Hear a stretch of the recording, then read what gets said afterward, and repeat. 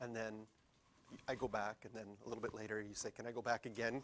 And you feel bad about asking twice, just ask twice, because sometimes I'll go fast 2 times in a row. Okay, our last example of the unit.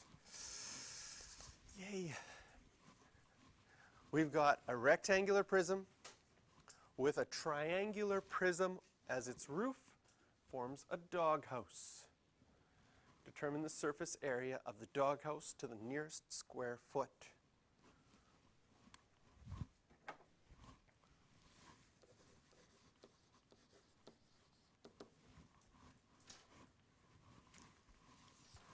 This one's kind of nice in that they tell us the shapes in the question.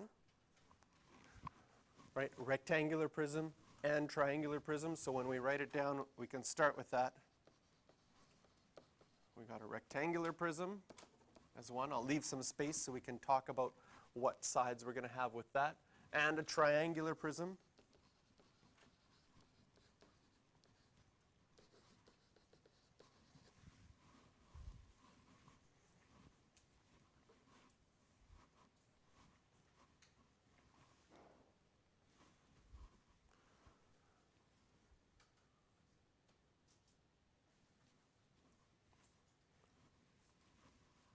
And a question like this, now when I'm talking about surface area is all the sides, right? So of our rectangular prisms, how many sides are going to be showing? Okay, some people say 5, some people say 4.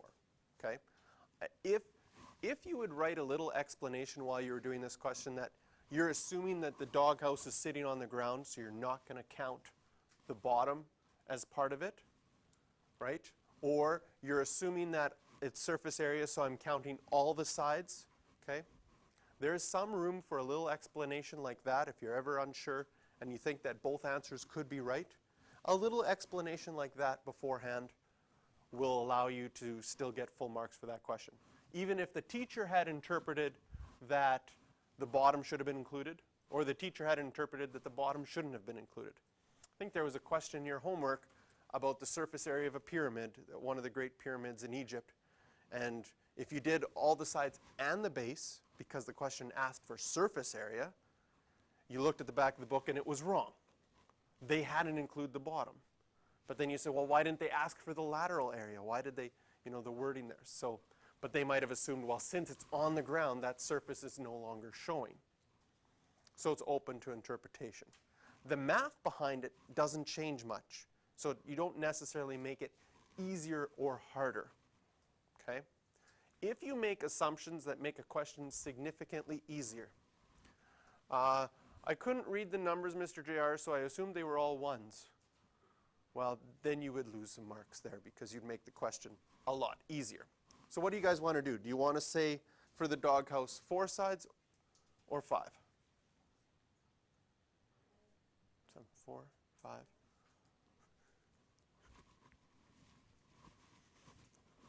We'll flip a coin. Here we go. Not that it makes a big difference. Heads is 4, tails is 5. It's heads. Which one did I say was which? Heads is 4? Okay. All right. So we're going to do 4. 4 rectangles.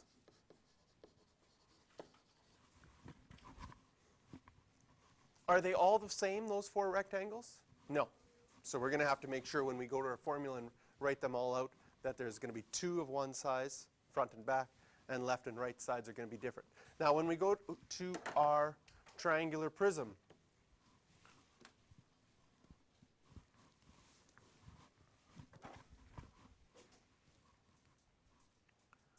we're going to have 4 sides, right? That are showing because the bottom isn't showing anymore. Can you see those 4 sides? There's going to be 2 rectangles and 2 triangles.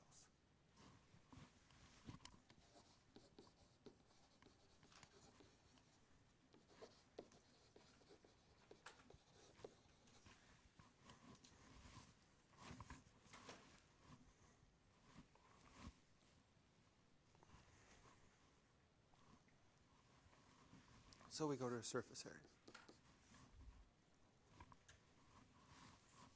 Okay? Now, I know that the formula for a rectangle is length times width. I'm not going to write 2 length times width plus 2 length times width plus 2 length times width plus 2 base times height divided by 2, because then I'd be using the same variable for numbers that could be different. Does that make sense? Like for one of these rectangles, it's going to be 6 times 5. For another one, it's going to be 4 times 5. So if I use the same letter, mathematically, whenever you use a letter, it needs to be the same number throughout. So, but I still want to write out the idea of my surface area beforehand. So maybe this is one that you would go directly to putting the numbers in right away. I'm going to say you need 2 rectangles that are 6 by 5 plus 2 rectangles that are 4 by 5 plus 2 triangles where the base is 4 and the height is 3. And then 2 rectangles where the base is 6 and the height is, I don't know yet. So by drawing it out this way, instead of putting our numbers in, okay, especially if you would have done this one partially through, you might have forgotten something else. So it's nice to say, okay, this is what I need for the whole thing, but right now I'm missing something. I don't have that triangle first. I mean, I don't have this question mark, which is connected over there. So how am I going to figure that out? Any ideas how we're going to get that question mark? A squared plus b squared equals c squared. So we've got a triangle right here.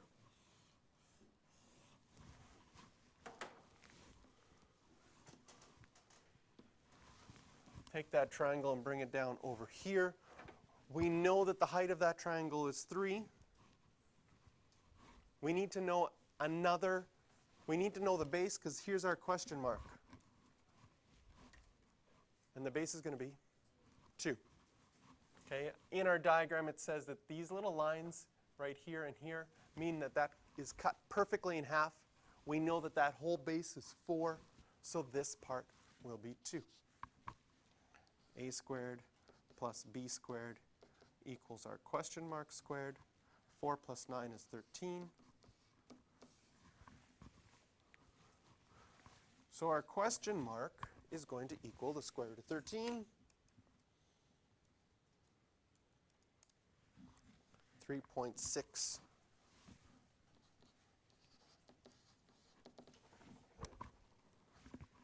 And it continues on. I'm going to store that as x for later, because now we can do and put that in here, 3.06 or 3.60 and so on. So now we can go back to our surface area formula and say, I can put numbers in now. It's going to be 2, well, length times width will be 6 times 5 with that rectangle, and 2 of them that are 4 by 5, and 2 of them that are base times height divided by 2, and 2 of them that are 6 times 3.6.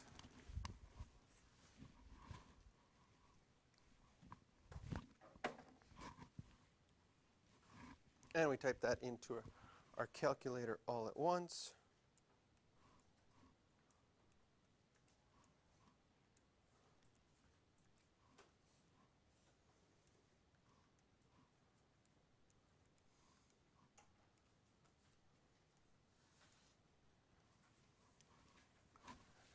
Now, just to double check, did anybody also get rounded, squiggly brackets here, 155.3? Yes? Excellent. And what units do we have? Feet. And since we're figuring out area, it'll be feet squared.